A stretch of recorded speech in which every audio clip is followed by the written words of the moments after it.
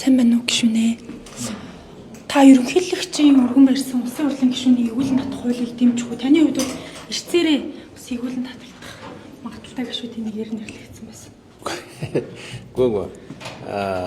Ган төмөр одоо эргүүлэн татагдах гээд байгаа учраас хуулийг эсэргүүцэж яах гэж ингэж буруугаар мөшгөнгөө гэлж юусоо болохгүй. Бид нар Монгол төрийн тухай ярьж байгаа. Ерөнхийлөгчийн өргөн барьсан хуулийг дэмжих үү? Манай одоо усыг урдах зүйл одоо хуралдчихад.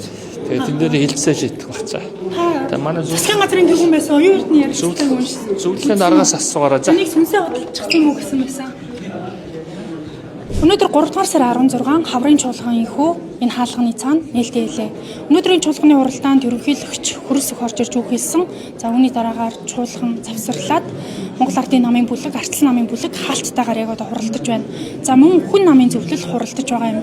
За өнөөдрийн хуралдаанаар ерөнхийлөгчийн санаачаас улсын хурлын гишүүнийг эгүүлэн татах хуулийг тухайн нам бүлэг эвсэл дэмжих хэсгийг хэлэлцэн. За мөн Арчлан намын тухай дэд сайдуудын томилгоог эргэж харахгүй бол Зандан шидрийн засгийн газрыг огцруулна хэмээн мэдэгдээд байсан. Энэ байр суурь нь яг хэвээрээ юу гэдэг дээр намын байр сууриа нэгтгэж байгаа гэдэг мэдээлэл байна. Ерөнхийлөгчийн санаачаас хуулийн төслийг улсын хурлын гишүүд дэмжих, эс дэмжих хэсгийг тодрууллаа. Би бол хэсэгчлэн дэмжиж байна л да бүлгийн шүдрэг өгөөж байгаа тэрнээс хамаарах. Та дэмжихгүй үндэслэн парламентын дархлаанд халдж ин тэгж. Үндсэн хуулийн цэцээ бид нар хамгаалах хэрэгтэй. Яагаад гэвэл үндсэн хуулийн цэц бол үндсэн хуулийн зөрчлийг ярьдаг газар. Тийм ээ. Үндсэн хуулийн цэц бол үндсэндээ үндсэн хуулийн манаач. Цэцийн дээр хөх тэнгэр байна гэж бид нар ярьдаг.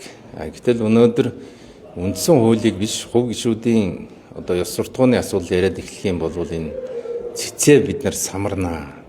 Тийм учраас бол тэрийг бид нар зөвшөөрч ерөөсөө болохгүй. Нэлээд том хагарал үүсгэл үү. Жагсаалтын гишүүдийг нээлттэйгээр ард түмнээс санал авсан.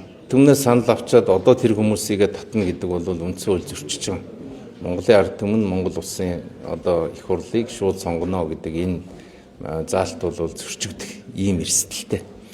Тийм учраас бид нар нэг ийм сайн сайхан зүйл хийх гэж хагаад тэгээд нөгөө хамгийн гол төрийн институцийн зөрчлүүдийг бий болгох юм аюултай байна. Бүдүүлэг үг алдаах үйлдэл хийчих юм бол тэгэл тэргээр нь татаад байвал тэр нь татна гэдэг чинь үндсэндээ ёс зүйн дэд тороогоор ороод санал хураана гэхэр чинь олонхын бүлгийн гартал орно гэсэн үг шүү. Мэдээж альч дарангуулагч нар буюу шууд ингээл одоо юу гэдэг би дарангуулагч болж ийн гэж дарангуулагч болохгүй шүү дээ.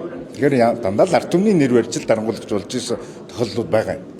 Нөгөө талдаа бид нар бас ёс зүй энэ парламент бол бүх ард түмнийхээ үлгэр жишээ байх ёстой шаардлага байгаа юм. Тэ? Шудраг байх ёстой, ард түмнээ төлөөлөх ёстой, бас мэдлэг чадвартай байх ёстой. Энийний дундын вариантыг л хамгийн сайн олох ёстой болов. Хамгийн түрүүнд бид нар Монгол төрийн түвшээдээс нэг зүйлийг шаардах хэрэгтэй. Тэр нь бол ашиг сонирхлын зөрчил гаргаж болохгүй. Авилга хийх ахуйд автаж болохгүй. Тэгээд албан тушаалаа ашиглаж, уруулан ашиглаж болохгүй. Ийм зүйлсийг бол бид нар шахал шаардаж явахын оронд хувь хүний амьдрал руу өнгийдэг. Тэгвэл одоо ган төмөр өнгөрсөн парламентод их цөөхөн цаг суужээ гэж би гараа хугалсан.